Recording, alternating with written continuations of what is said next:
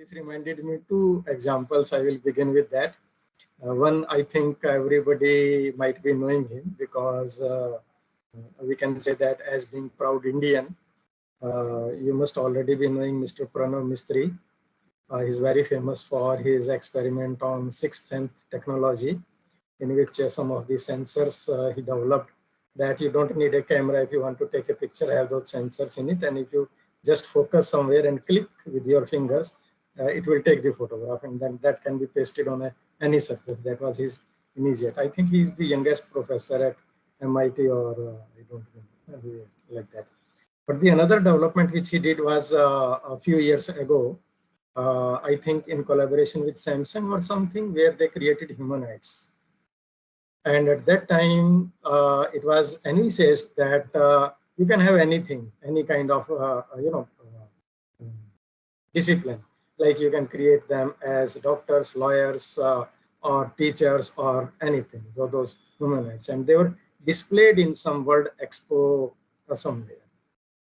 That was the one thing which their comments made me remember. And another interesting thing, I think, since perhaps Dev, are you in UK right now? Yes, So, yes, I am. okay, good. So you may be knowing about Sir Anthony Sheldon, uh, the Vice Chancellor of the University of Buckingham. You know, uh, the President of World Economic Forum gave a term as the fourth industrial revolution. And everybody knows that how that classification has gone.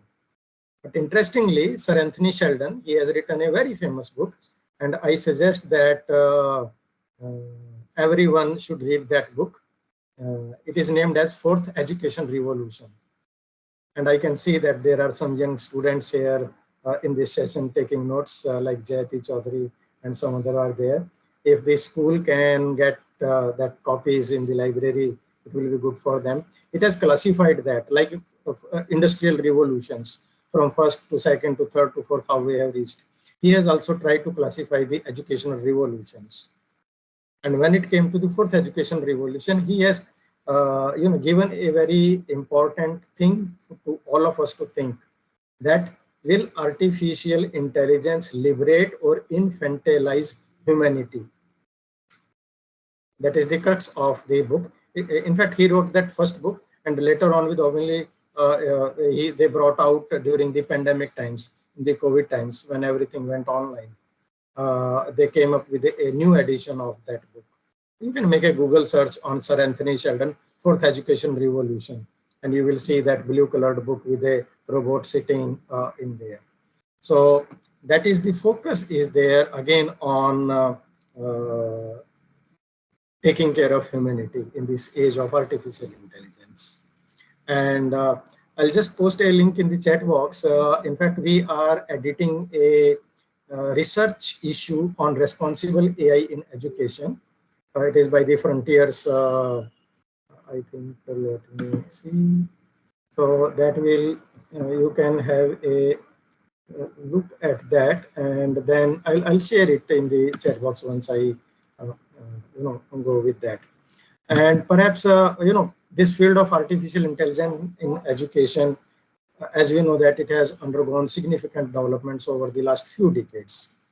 And with the help of these AI technologies, which simulate human intelligence to make inferences or predictions, these systems, they are used to automate different tasks like personalized instructions in education, classroom monitoring, assignment correction, grading, student modeling, at-risk prediction, among many other things.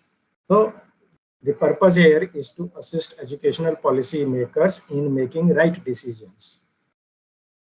But when these paradigm shifts, which are being made possible with artificial intelligence, there is another thing which is emerging, is to pay attention to the theory, to the implementation, and to the pedagogy, while adhering to the ethical principles, considering the issue of privacy, well-being, emotional safety, like that.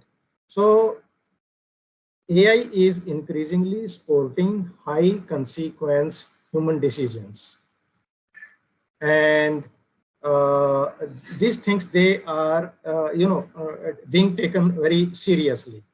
Perhaps we can recall the very recent developments with the European Union. In fact, they became the first jurisdiction to take a definitive steps towards regulating AI.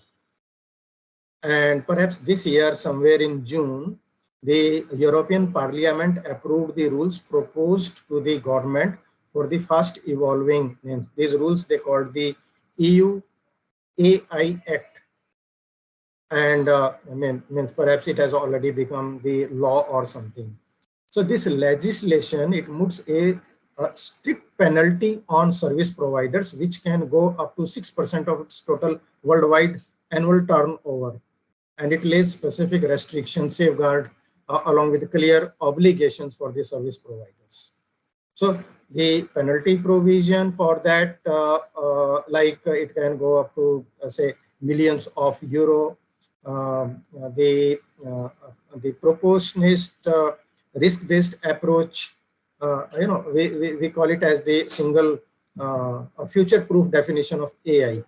Doing with that, considering that how it is going to impact, and then they have put in place specific restrictions on remote biometric identification systems, like AI systems which pose risk to human health, or the safety issues which we can classify as the high risk areas from there.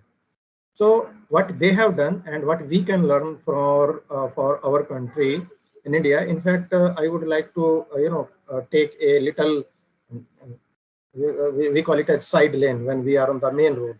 There are certain side lanes.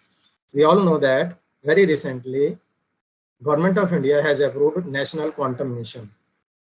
And we believe that hence now 2 years earlier, there was talk, and around 8,000 crore Indian rupees they were being allocated. It was considered, but now when the policy a few months ago, it has been the National Quantum Mission has been announced.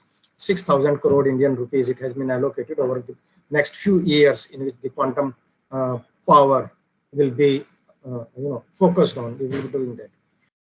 And you must already be knowing, those who have little knowledge of computers, is that the quantum computers, they work differently than the classical computing.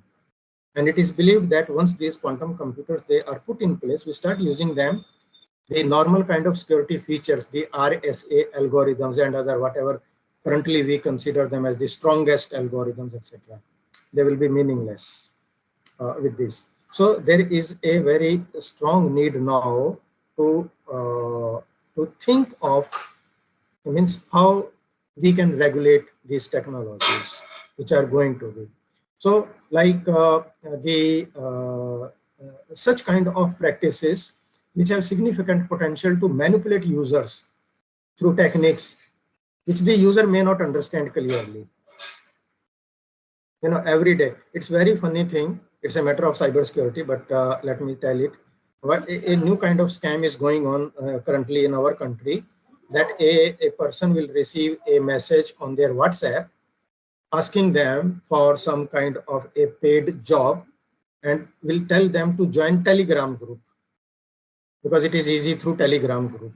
And then when they click on that, they will do some job, and then they will ask to pay. And there are many news I know in the newspaper where people, they have lost from thousands up to lakhs of rupees during that, because they don't understand. The point here is that when they don't understand the technology, they are vulnerable, prone to be duped, and this technology makes it. Then another thing is that need to regulate those systems which exploit children, disabled people, in a way that their behavior is distorted and they may face psychological or physical harm. And particularly, you see, there have been news about, this is a very famous news about metaverse.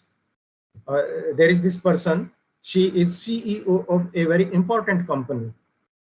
And this news came, I think, last year in the news. She says that as soon as she entered the metaverse, she was raped. In that virtual environment. Those things. So those means how these vulnerable groups. And then very serious thing here is for regulation is the AI-based profiling, which results in social scoring of individuals, I think you may be knowing that perhaps China was the first country in the world to have a social index for its citizens.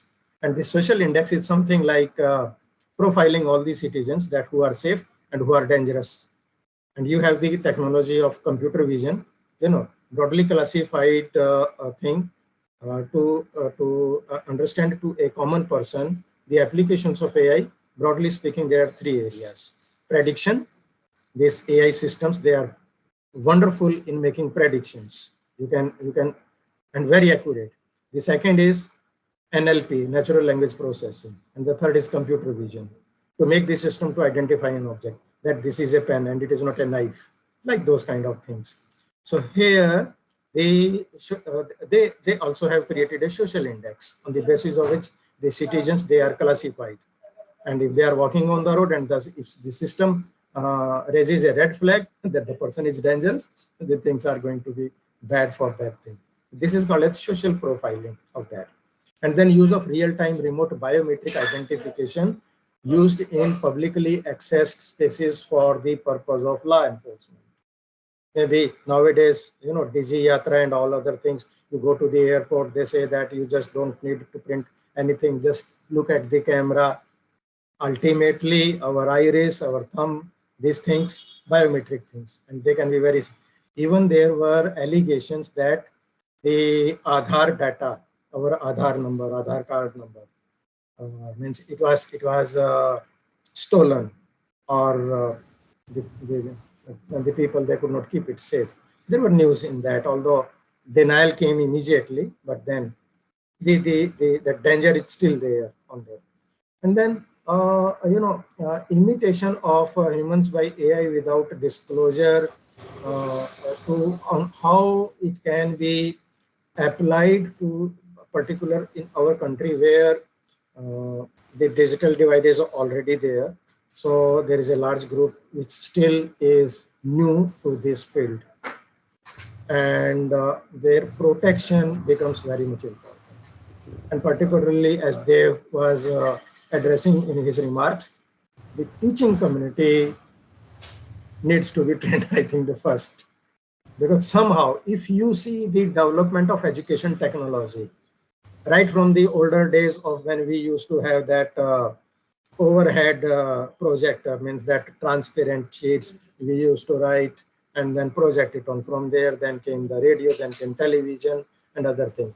Whenever, believe you me, whenever any technology comes, the immediate industries to take the benefit of are maybe health sector, maybe transport, maybe communication.